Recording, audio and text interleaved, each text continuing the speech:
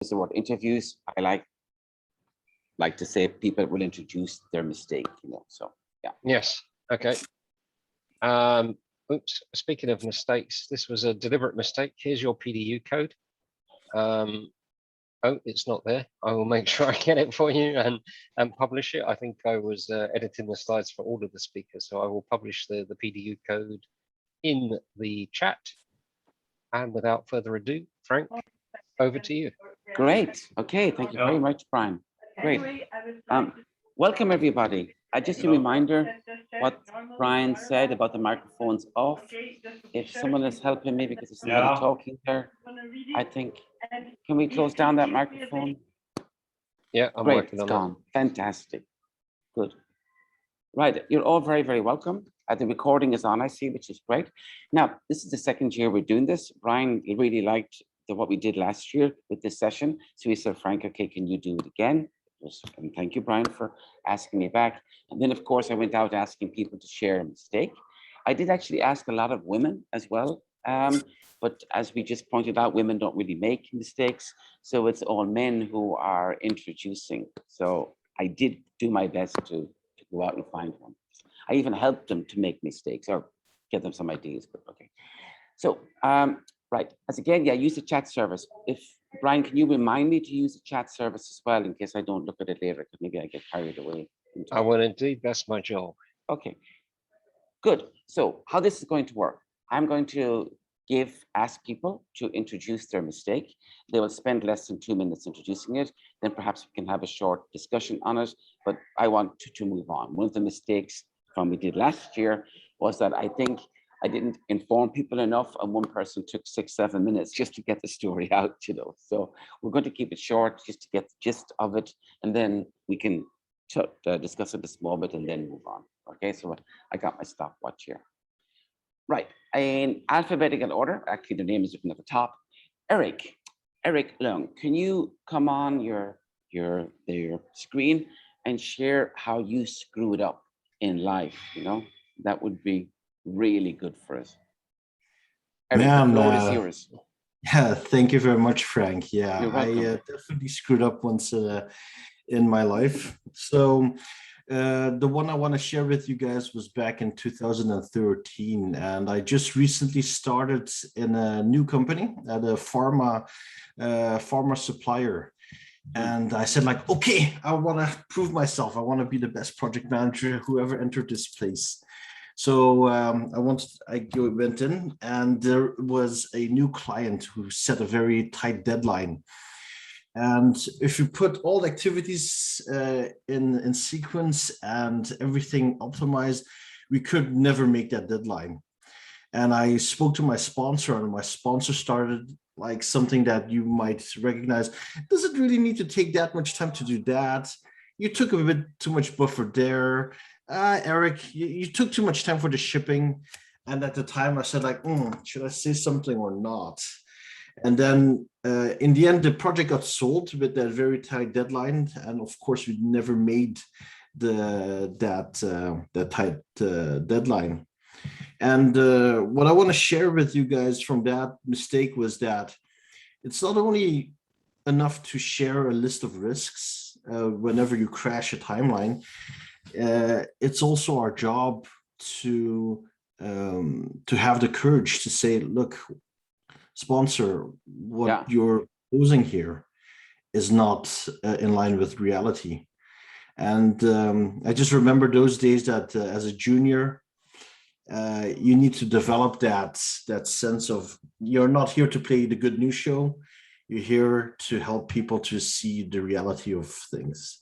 Anyhow, that's my failure of the past that I wanted to share with you guys. Great, that was 1 minute and 50 seconds. Fantastic, Eric. So, Eric, you said this was for an outside company. Is that correct? The project was for an outside company. That's correct. Okay, and what happened when you didn't make the deadline? Ooh, we fortunately didn't have to do any damages, although there was a clause in there to say, like, if you're delayed by 4 months, X% of the contract was there for damages, but we managed to get out of it. but still, we could have prevented a lot of headache if we just went straight up to the customer and said, look, we both want to make this succeed. Yeah. Let's just pick a realistic timeline. Yeah. And what about the person who told you to shorten the timeline? How did he behave in the middle of the project and towards the end of the project? So in the middle of the project, a lot of pressure, because what I later found out was that there was a serious bonus for my sponsor if he managed to get that project in. So managing to sell it. But once it was sold, it was less of an issue for him. Okay. All right. Well, thank you. Anybody got any questions for Eric? No? Great. Okay. Eric, did you hit him afterwards, the sponsor? I quit the company, man. That's even worse, huh? As a result. So they lost a good resource. Yeah. Thank you, Willem. Great. Okay, the next one is Ruzbek. Ruzbek, are you there? Yes. Great. Do I see you? I don't see. Oh, yeah, I see you. Yeah. Hi. So Ruzbek is all the way from Iran and joining us, and Ruzbek has been very eager to share. You weren't sharing last year, Ruzbek, were you? So this year is your first time. Okay. Yes. Ruzbek, you have the floor. I'm going to reset my timer, and the floor is yours. Thank you. Hello, everyone. Thank you, Frank, for inviting me. It's a pleasure to be here with all of you. Great. Well, let me tell you about my story, a story about my big project mistake. The project I'm going to talk was about constructing a 20 kilometers highway between two cities in Iran. This highway was built by a partnership between the private sector and the government, and we were in the private sector side. The highway was supposed to reduce the duration between these two cities from 45 minutes to 10 minutes, and also increases road safety and reduces accidents. Because of the various issues, the project inauguration was postponed for 10 years. And finally, last year, the government decided to inaugurate the project in one of our public holidays. The road construction was done, but the road safety signs hadn't been installed yet. All the road safety signs were built and were ready to be installed, but it would take about 2 or 3 days to do all the installation, and we were under pressure to do the launch and prepare for the opening ceremony on that specific date. We received some warning from experts that the opening the road without safety signs would cause some risk, but we didn't take it very serious. And although they requested to postpone the project launching, but we didn't listen. Despite the warnings, and because we were under pressure, we finally decided to inaugurate the road and just hope that nothing would happen. On the day of launch, everything went well. All were happy, and the minister cut the rope and nothing happened. But it wasn't the end of the story. The story began the day after. The day after, it was snowing, and the snowing covered the road, and sadly, because of not having the road safety signs installed, more than 20 cars crashed in a string accident. Hopefully nobody was injured, but I believe despite the pressure from the government, we could prevent the situation. We didn't analyze the environmental factor for the day after opening. We just considered the environmental factor for the opening day, and we didn't see the new risk that emerged that would cause on the project because of the road opening. And I think this was one of the big project mistakes. I remember it was very new. And I think there is a problem that project managers should take care of especially near the end of any project. Project managers usually tend to launch the project as soon as possible by hook or by crook without considering foreseeable risks. And risk might happen in any time in the project, and risks that happen at the end of the project would cause very much damage. Okay, great. Thanks for that one. That's a special one because I'm not really used to dealing with roads. Was there a legal case as a result of those accidents? Usually in Iran, government don't take care of the accident or something that because they say you should be careful about the road or other things. But we know from the news, we have many news about that in the social media. And I think in the case of social media, it was bad reputation for the government. Whose decision was it to open? Because it's not the builders, is it? It's the safety or it's the road organization. Yeah, it was the decision of the government. I told you it was a partnership, and the government forced us to open it. And I think we could prevent something because what happened was about the day after, and I think some part it was our fault that we didn't consider the risk of the project, the risk of the operation, I think. Yeah, there's a question coming in. Sorry, the government of which country? That was Iran. Iran. That country. The other question was, who took the decision to keep that date? So I think you just answered that. So yes. Who was the sponsor? Okay. Excuse me. Yeah. Sometimes in my old country, in Russia, the government also puts pressure on the constructors and makes them open something in the due date. But after that, they close the road back. So they just make photos and close in the evening the road. So there is no damage the day after. Do you do such things? I actually thought. Go on. We could do the same. We could do the same, I think. I thought that's what you were going to do. So they would save face by opening the road on time, but then just say, okay, well, it's open officially later again. Okay. Lessons learned. Yeah. Yeah. Great. Is Mark available? Mark, are you on the next time? Mark, are you on? Mark Motier? No. Okay, I'll ask again. I'll move that to the bottom of the list. That's not a problem. You can ask Mark. It's there. Great. Willem van Mulders. Can you come on and share your big screw up, please? Thanks for accepting me in Project Management Anonymous. You're the first person I thought of when I thought of mistake. So my project was actually some time ago. It was in the retail industry.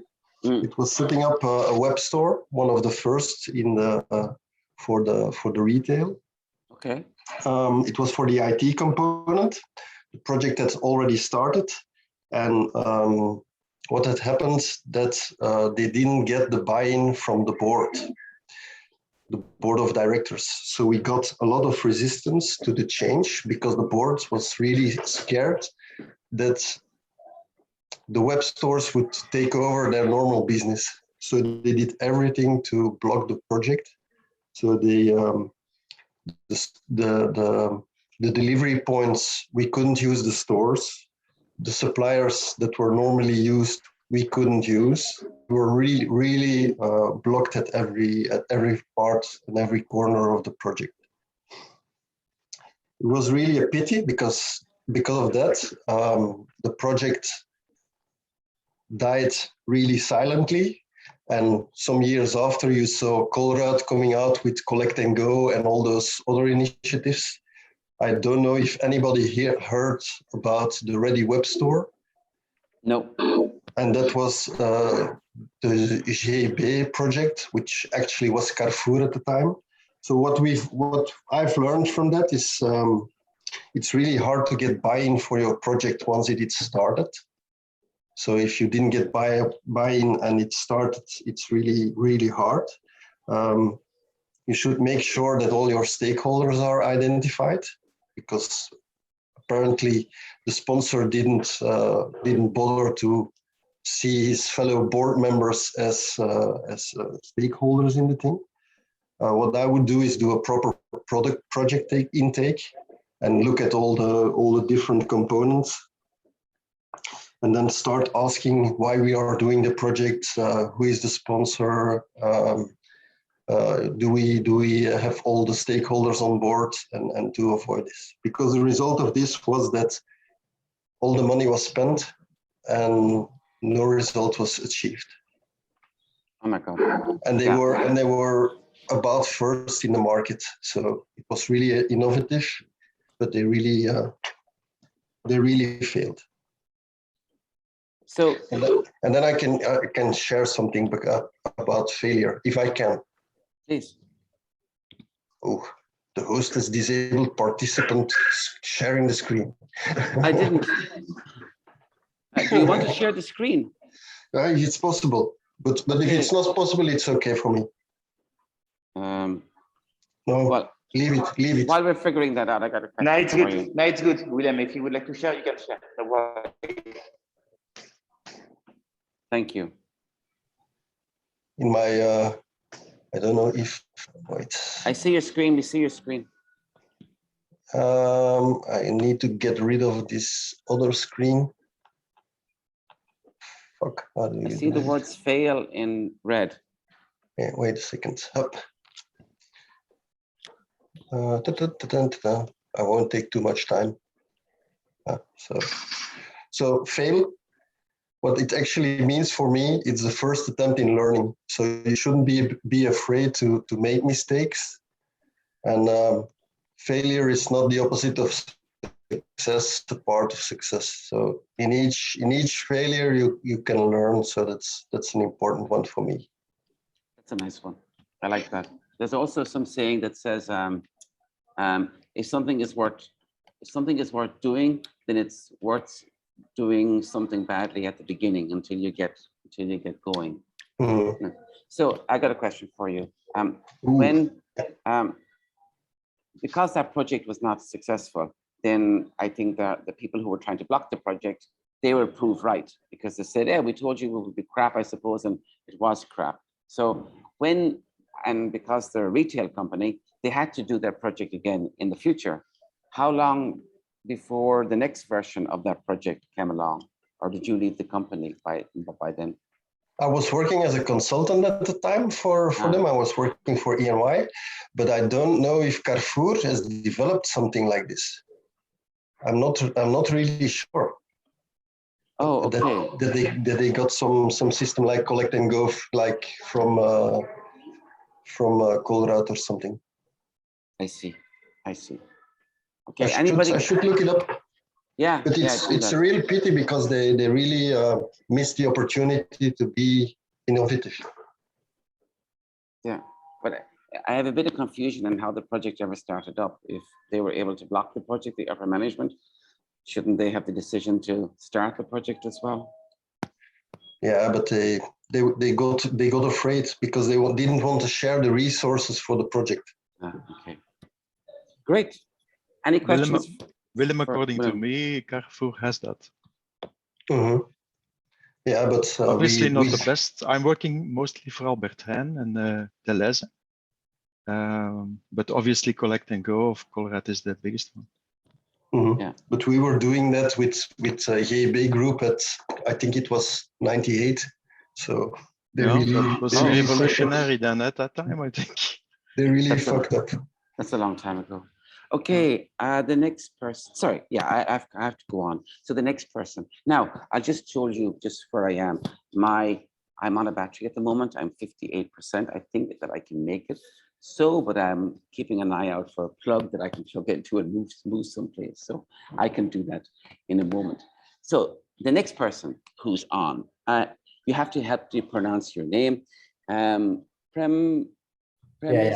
me for sure. Przemysław. Yeah, okay, Short great. version is Przemek.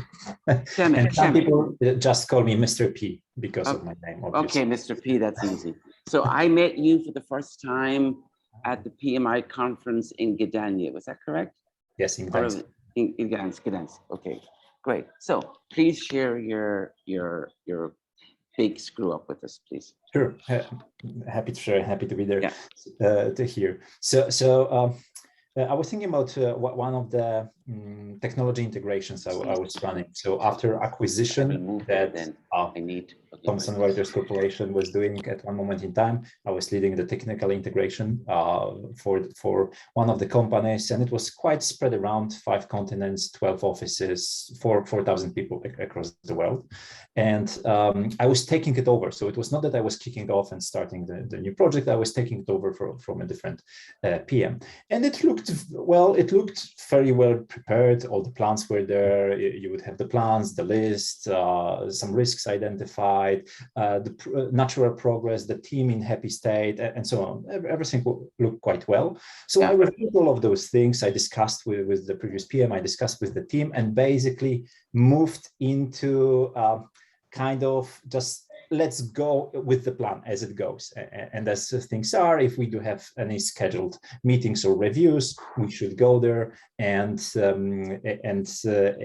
follow it, while of course we do review things, familiarize ourselves with what's happening there, and then adapt and overcome any problems. The tricky part was that apparently the risks identified in this project were kind of identified on a very high level, that we think here, and here, and we'll just move forward, as it happens in some of the projects. I did not see that. I did not do the proper review there with that, and maybe I would not catch it either way. But as it happens in this kind of situations, 3 days later, so 3 days after I took the project, one of the main servers went down, and apparently it did not have any backup. There was no plan for the recovery of the data or getting new servers in place, and this is one of the financial hubs for the region within that company. Well, we did have some challenge. We had amazing team on the ground that actually went to a different office in South Africa and took a different server from the different localization, moved this completely one-on-one, tried to migrate some data in place and recover whatever was recoverable, but we did have some heavy losses there.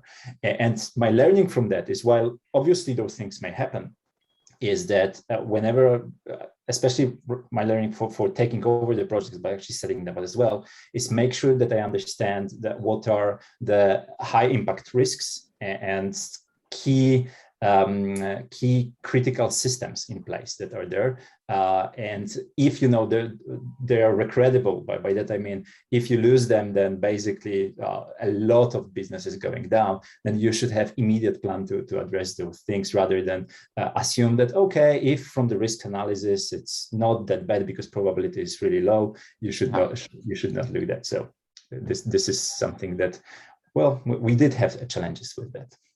God. So what was the big pain again? How long were you out for when the websites went down, the data went down? No, so we went down for 2.5 days. That's a massive time for such organization and such data in the financial world, especially that there was no backup for some of this data, right? So that was super critical. That escalated to the CEO of the whole corporation. That was, well, we did got a lot of funding for setting things right in all the other offices, but so that was a good result for that. But we did some problems. Some data was never recovered. Yeah, sometimes it's difficult to get funding before, but then you make a big mistake and more people are involved, and then you get funding. If you only got it before, it would have been much, much better. Okay, good. Anybody, any questions for Mr. P? I see some question, right? How did you communicate with your customers about this incident?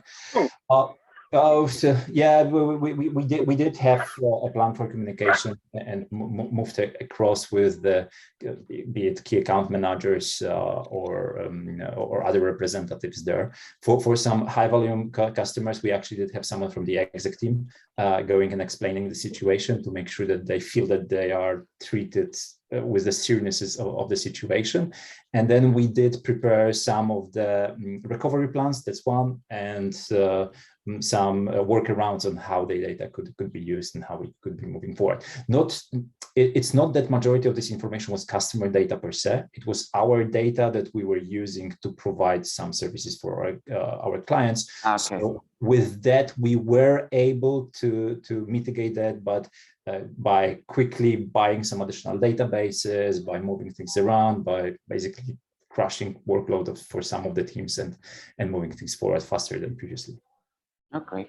Okay, good. Thank you. Thank you. Any more questions for Mr. P? No. Where are you now? Are you in Switzerland or are you back in Poland? No, today I'm in Poland. In Poland. Okay, good. Thanks a lot. Next then we have Dmitry. I met Dmitry for the first time in Berlin at the PMI big event, European event. Dmitry was at the time, you were president of Russia, weren't you? You know, PMI Russia, I should say. Yeah, Dmitry, that was long ago. Yeah, hello, can Frank. you hear me? Yeah. Okay, so I met hello, you outside, everybody. you were smoking some cigarettes. Right, Dmitry, Yeah, can you share then. a project mistake? Okay. Yeah, it is a short story, and I didn't know that Przemysław is here because I think he will understand my feelings when I tell you this story. I can still remember that day. We call it Black Thursday. It happened 1.5 years ago on the 28th of May 2020. We're running a small edtech startup. We teach people project and product management. And to provide our courses, we use learning management system. It's like, you know, CMS, LMS, we use LMS. And one day, Thursday, our customer texts us, guys, sorry, I cannot access my course. Is everything all right? We say, okay, we'll check. And then we get more and more messages like that. And we also cannot access our courses from the inside because LMS is down. And we write the support and they say, we're sorry, we're working on the problem. And the guys running that LMS are also a small startup. And so we called the founder and he says, guys, I'm really sorry. I said, what? Our key developer put the system down. The system is down. Say, oh, okay. And he just made some mistake. So the system is down. We say, okay. And it will fix everything today. But what but? The data. What the data? There is no more data. He brought down the system and he brought down the backup. He brought down the only backup. What is the data? The data is like videos, tests, texts, and all the customers' data. And at that moment, we had 10,000 customers in the system. Yep. So I take my bottle of Jack and start making a letter to the customers. Please guess what happened to me, to our school, and to the customers. I don't know. You were put in jail. No, Przemysław, what do you say? You've been there. So the show must go on. So I assume that eventually you fixed those things and started building things either from the scratch or getting something from the individual accounts of the people, maybe. I don't know. Okay, we made our own backups. Besides the backups of the LMS system, we put everything everywhere, like Google Docs, Boomstream, Word docs, an extra drive, so like 3-4 backups if it was possible. So when the system was on, it took us 2 days to add the data back to the system. Yeah, and we made even some extra sales because we made a discount for everybody for the inconvenience. So the lesson is simple. There are two types of people, only two types. Those who make the backups and those who started making the backups. That's it. And did that was a total accident? That was a total accident, and that developer is still working there, so it makes me a bit nervous every day. Yeah. What was the total cost of this? For us, it was nothing, but some schools never recovered because they were online schools which started working like 5-10 years ago, and they didn't have any backups. So they lost all the data, and they were not ready to start from scratch. So yeah, for some of them, that was just the end. Yeah. Yeah, that's not nice. That story. Anybody? Any more questions for Dmitry?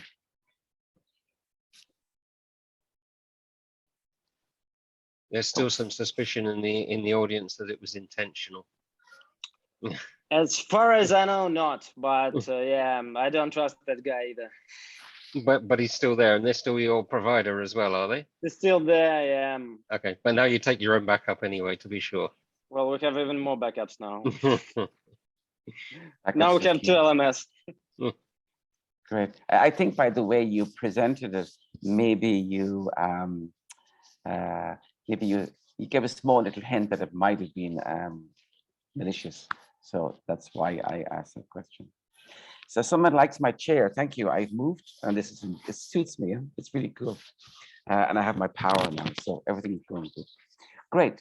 Nader, you're on next. I think I met you on LinkedIn about 8 years ago, 7 years ago, and I think I invited you over to Belgium since then. So, Nader, can you share your big mistake with me? Yeah, sure.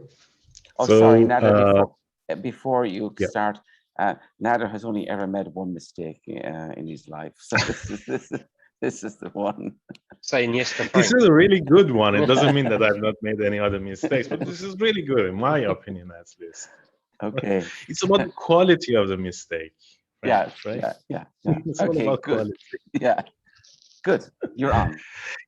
Yeah. So this one is something that happened to me about 15 or 20 years ago.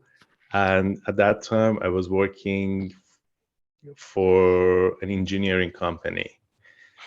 And they had a problem. It was a really good company, but they didn't have proper processes, meaning that every once in a while, something was missing. For example, a design had to go through 6 different departments before being approved and sent to the customer, but suddenly one of those departments were missed. And after a few weeks or a few months, some type of trouble would rise. So it was really bad for the company. I went and talked to many different managers and convinced them to fix that. And I became responsible for that. We formed a small team and I started interviewing everyone in the company and documented the processes, the right way of doing work. So for every type of work, who are the people who have to be involved in that process? What has to be done exactly? We wanted everyone to know and the whole thing to be clear and transparent for everyone, which sounds really great. And we interviewed every single person in the company and we considered all of their needs and considerations. And at the end, we also set up a simple process management system to make it easier for them to use it, automated workflows. So it all seemed good. It still seems fine to me, but it didn't work. People didn't like it. And when people don't like it in a company, they don't use it properly and it fails. It just fails. People have to support it. So I started thinking about that and I formed this hypothesis that the reason they didn't like it and I didn't have their buy-in, even though I considered all their opinions, was that it was something that our team created for everyone. And then we forced everyone to follow that, which doesn't seem fine to many people. They don't like to be forced to follow certain ways of work, even if it's based on their collective opinion, but it doesn't look like that to them. A few years later, I had the opportunity to try it again, and this time in a different company. Instead of doing it the same way I did before, I created a team of those people. So each department had a representative in that team, and the team decided how to do that. They talked to their own staff, they came back to the meeting, they designed the processes, they decided about the way to implement it, and I was just there to facilitate the whole thing. Yeah. And this time, it worked perfectly. Great. Thank you, Nader. That's a good one. Okay, any questions for Nader? Don't you have another story which is similar to that with your first contract that you had in Brussels when you were trying to get people behind their project, and you took it from a more of a facilitation point of view? I also used it there as well. Yeah, again, we created a team of representatives from different departments, and they did it themselves. Yep. Yeah, that was another example of doing that properly, and all based on the failure I experienced before. But I can see that project managers would probably, well, inexperienced project managers who don't know much about facilitation, who are not comfortable with facilitation, can make those mistakes. That's really a facilitation key, is where you just ask the right questions, you appoint the right people, and let them do the work, and just coordinate it. So the people don't see the project as yours, it's theirs, and you keep reminding them of it. Yep. That's what you've done. Okay. They feel they own it. You will have their buy-in. Yeah, good. Any ownership? Eric says ownership. Okay, super. Sorry. Yeah, I'll go on to the next one then. Stuart, are you there? Yes, of course I see you. Yes, I'm here, Frank. Yeah. Great, Stuart. Good evening, all. Yeah, so I'd like to thank you. Share one of my mistakes. So the context. So I was recently appointed the role of Directeur Général of a French clean tech startup company. So this is in the early growth stage of the company. So we had some really cool technology to recycle metallic wastes, including lithium-ion batteries. And we were at one of the investors' conference, because we had lots of private equity investment in the company. Yeah. And at the same conference, the Tesla team were there. They were showing off their. This is back in 2008, so they'd literally just brought the first prototype roadsters out. So we had the opportunity to test drive one of these, which was a really amazing experience, and I was convinced it was going to be the future of motoring. One thing led to another, and we were offered the opportunity to pitch our technology to a certain chief executive of Tesla, Elon Musk, to see whether we could persuade him to use us to recycle, spare batteries, waste batteries from their production. So that was the context. Now the mistake was that we didn't take up the offer from the investors. So we ended up not having this meeting. Now you're probably all saying you're completely crazy. Well, why did I make the mistake, or why did we make the mistake? Well, at the time, because I was relatively new in the role, and I really didn't feel personally comfortable to get up there and make the pitch. So I really wanted to do this along with the chief technology officer, who was also the inventor of the technology. I thought he would be key to making a really credible presentation and making a strong impact. But the trouble was the chief technology officer, who was also actually the president of the company, he didn't see this as a priority. However hard I tried, I just couldn't convince him that we should have had this meeting. So the main thing I learned out of this personally was, because obviously in retrospect, and back in 2008, no one had heard of Tesla. They were just a brand new company, they were kind of another kind of clean tech startup, well, on a further advance than we were. So what did I learn? Well, I should have trusted my instinct on that, because I really felt that this was a great opportunity. And I knew it when I sat in one of those cars that these things were going to go places. So I also learned that if there's something I really believe in, I shouldn't let someone else somehow veto that. I should have found a way of just going ahead and having that meeting anyway. Because after all, there wasn't actually a great deal to lose. I mean, I could have just had the meeting, done my best, and okay, if they didn't buy the technology, if they weren't interested, okay, at least I had a try. So in fact, there was nothing to lose. So really looking back, I should have just done it anyway. It would have been a great learning experience. I'd have met some interesting people, and it would have been a great story to tell. But probably a bit more interesting than saying I nearly met Elon Musk. Oh. So what you're saying is there was very little downside. You just had to present or go to a meeting and see what happens. Yeah, I should have just done it. So it was like crazy mistake. It was like an exploration. Yeah. Oh God. Okay. Shit happens, Stuart. Shit happens. Not always. I think the grass can sometimes be greener as well. I remember one of the providers we're still working with, when they signed our contract, huge cake, huge celebrations. Yeah, it's not always the best thing since sliced bread. Imagine winning a contract for Marks and Spencer's or some of the other supermarkets or what have you. It sounds like it's going to be fantastic and huge volume, but they can drive you into the ground as well. So indeed, yeah, might not have been the blessing that you thought it were. And as you say, 2008 Tesla. Yeah, I mean, people think it's crazy now as well, right? Let alone back then. Yeah. Yes, and he almost went bankrupt twice since then. So he was on he actually called Google at one stage and said, "We're going bankrupt tomorrow. Can you take the company over?" They agreed. That was it. So yeah, you never know, but it sounds good because Tesla now is Tesla. So yeah. Indeed. Yeah, that's great.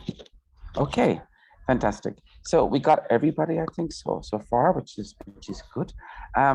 Brian, I'm going to ask you to share your biggest mistake in organizing the PM fair so far. Where have you screwed up the most? And Geert, I'm going to ask you the same thing in a while, so be prepared. Brian, can you hear me? No. Is that going to wash? They're a bit boring, actually. We got this year and last year. Yeah. And it's easy with hindsight as well, wasn't it? We tried to do the physical event Friday, and it didn't work out. And it directed a lot of attention and effort, not just to try and create that. We don't even keep track of the hours that we spent visiting the place, working it all out, assessing it. Yeah, we don't keep track of it, but that was a mistake. And then when we decided, right up until the last minute, the last registration that we had to switch, again, that was a challenge, because what we're trying to do, Jacques reminds us, Stefan reminds us, we're by the people for the people. What we're trying to do was we're always trying to demonstrate value for our members. And for the physical event, it was a paying event. We have to cover the cost. There's no profit in it. But we wanted to demonstrate value for those people. So we have some parallel sessions. With the last physical event we did 2 years ago, we'd have 3-4 streams plus a market session, and we were trying to build that up. To encourage people to come along and to give them value, which was fine, and I think it was the right thing to do. But then when we switched to virtual, we had all of these, should we call them backroom people, that now suddenly weren't publicized and people weren't enrolling for their sessions. So I feel a bit sorry for them. We're gonna try and sort that out. Most of the people, I think it was only 20-30 people that had enrolled. I'd written to all of those. Again, many of them understand that we're volunteers, we're doing our best, and they appreciate that. But that was a challenge. But the biggest one, I suppose, an easy one, as we're sat here on Zoom, and yeah, if his camera's on, would be laughing at this one. Last year, we worked through PMI Regional, and we used their WebEx software. And it was an absolute bloody nightmare, because they were the administrators. So we had to ask them to set up sessions. We had to ask them to manage sessions. if the sessions didn't work, it was all down to them. So that was a key lesson learned from last year, that we would never do that again. And they weren't available. Everyone seems to go on holiday the 2 weeks before PM Fair as well. It's just when the rubber hits the road.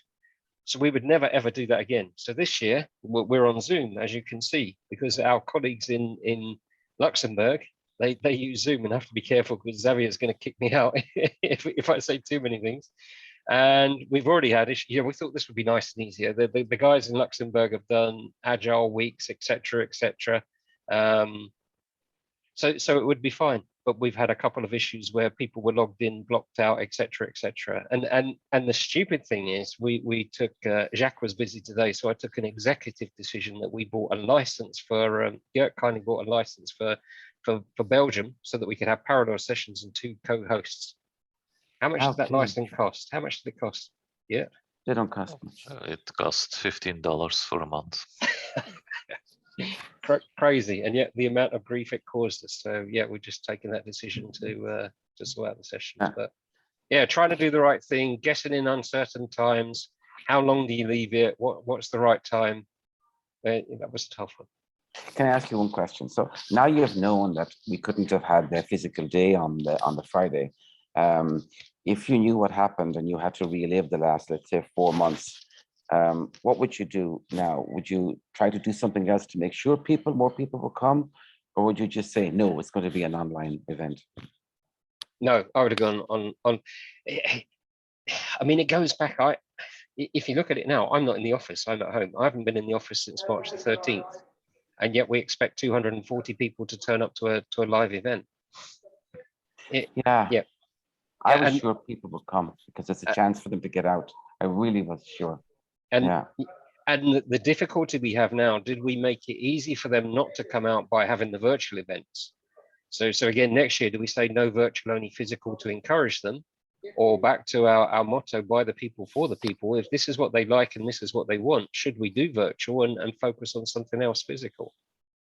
I thought we'd made a mistake. In Luxembourg, they're purely virtual, and then Friday evening they're having a drink and a debrief with some of the speakers, like a nice social event. And I thought that's the way to go. But again, there's low turnout there. So now it's the pandemic, it's uncertainty. Next year, don't know what the answer is. And the most frustrating thing, if people do have an answer, is if we tried to survey, if we could ask our 800 paying members or our 2,000 newsletter recipients, what do you want? And they all answered us, we could act with certainty, but we never ever get that information back. So it's pretty hard. What I would say, it's not all doom and gloom. The number of people that we've got attending the virtual sessions is fantastic. The quality is high. The attendance, practically everyone that registers turns up. So it does seem to be, to some extent, the way of the future. Great. Well, that's good. Yeah, thanks very much. Gert, can you share your biggest screw up? En fait, j'avais fait une espèce de pente, tu sais, l'espèce de toile comme ça qui pend. Ouais. Et... I've got it. Let's go. Okay. That's going French. Yeah, Gert. You're putting me on the spot there now, yeah, of course, Frank. Well, for the PM Fair, I think Brian summarized it very, very well. It was the unknowns were unpredictable for us, and if it's going to be physical or virtual, I don't know. We can do an investigation in that, and we can do a survey, and we hope get some information on there. Is it a screw up? I don't think so. We did our best to provide as much as possible value to the members. The virtual sessions are a great success. We have up to today about 800 sessions registered. Doesn't mean 800 people, but 800 individual sessions registered. So that's a quite nice number. So yeah. The only screw up I would say that I made, and that's also something I couldn't have foreseen, is, and Jack will say the same thing. I think I became director of events in the 2 years that were completely struck by a pandemic. We never got out. We never could do something physically. We couldn't meet the people. that's yeah, a pity, and yeah, would love to have seen that differently. But yeah, some things you don't have control over. No, that's for sure. That's for sure. That's more of a learning thing. All right, great. So does anybody else want to share? Jack, can I invite you to? Yeah, what I just want to say, what Brian and Gert are saying is they did everything to get people involved. And in fact, to be honest, the person who was really chasing them for the physical event, I have to admit, it's the one you see now. I was really chasing them because I was really eager to see people, to go out, but not everyone seems to have the same idea. So that was our mistake, perhaps, but I'm sure that next year we will have a physical event. Yeah, I think we were going lazy. I had a customer call last week, and it's only the other side of Antwerp. And I made such a big deal out of it. God, I got to drive all the way to Antwerp, you know, before Antwerp, and that's going to take me 40 minutes to do it. Why can't we just do a Zoom call? So yeah, we're being spoiled, I think, in a little way. Change of, yeah. Okay, great. Does anybody else want to share? We've got a couple of minutes left. We do. I have some slides at the end, but Lubo has some well, a mess up, I think she means she would like to share. Yeah, Luba, please, come on. Let me select between my fuck ups for a future event, but just you can count me on the list. And nice to hear all of you guys. Thank you for speaking up. So it's for future. You don't have one to share now. Not immediately. Let's keep it for next time. Okay, sure. Thank you. Thank you very much. Well, hopefully Brian will invite me back next year to share it again. Okay, Brian. So, sorry, anybody else want to share something? No, we don't have much time actually. But Brian, before, you're wrapping up. Yeah. Can you see the slides? Thank you very much, Frank. Awesome as ever. Very welcome. One of the non-mistakes, one of the things we're proud of is your Frank to Frank interview. It's good night from me and it's good night from him. Oh, you should have done that. I don't know if anybody knows the two. I learned a lot by doing it. I really learned a lot by doing it. So the next ones will be better. Yeah. Right. Do you see notes or full screen? Tell me. I hate this system. Notes. We see no notes. On the right, it says no notes. Yeah, it says no notes. But... Now we're good. Yes. Yeah. Now we see full screen. You see me. Yeah. Okay. Just to wrap up again. Thank you to our sponsors, My Manager ProSource, for helping us to make this happen. Not just the PM Fair, but they sponsor the chapter, so that helps keep us going as well. We are a non-profit organization, so we need this income to pay for, we wouldn't believe, tax, services, our websites, etc., etc. We wouldn't be able to do it without them. The three institutes, again, it's a great example of collaboration. Not easy these days. For next year, we talk about a physical event. I think we should do something virtually, and maybe we can extend it even more. One of the best things from last year was having participants and speakers from all over the world. It was truly international, and I think that made it quite a special event. So hopefully, in some respects, that can continue. The PDU code has miraculously been updated. That's included there. I think I put it in the text as well. Thank you, Brian. And last but not least, again, back to the physical event being cancelled. So we now have a full day of virtual events. And I seem to go from day to day, what next do I worry about?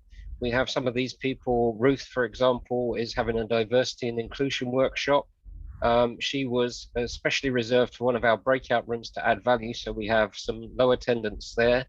I think tomorrow is pretty well subscribed. Chris Kinderman's former president as well was late providing details, which is why the screen still says event, but that's an update on sustainability from the PMI perspective as well. So all of those are still there. Gert, correct me if I'm wrong, I think they can still register for those. Absolutely. please do. And then we're rounding off.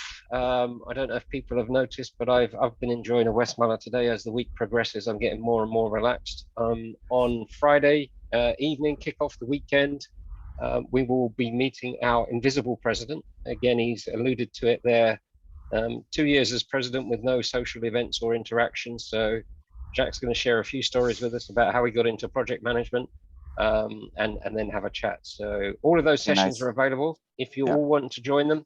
Any issues with any of those, let me know. We can get you registered or get you the Zoom code or what have you. The more the merrier. So it leaves me nothing more to say than if it's good night from me. Good night from him.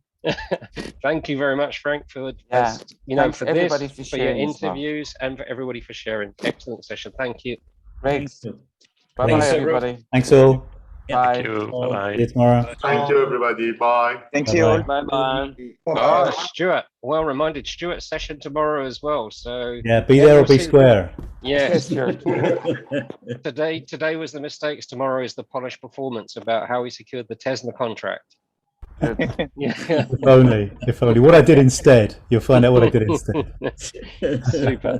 Stuart, what time are you on tomorrow, Stuart? I'm at 4:30 Belgian time. Yeah. Okay. I think that one's closed yet. Anyone wants to join that again, let us know. We can share the Zoom code. Yeah. What's the title of your presentation again, Stuart? It's all about scaling up personal climate action. Okay. Good. Applying program management techniques.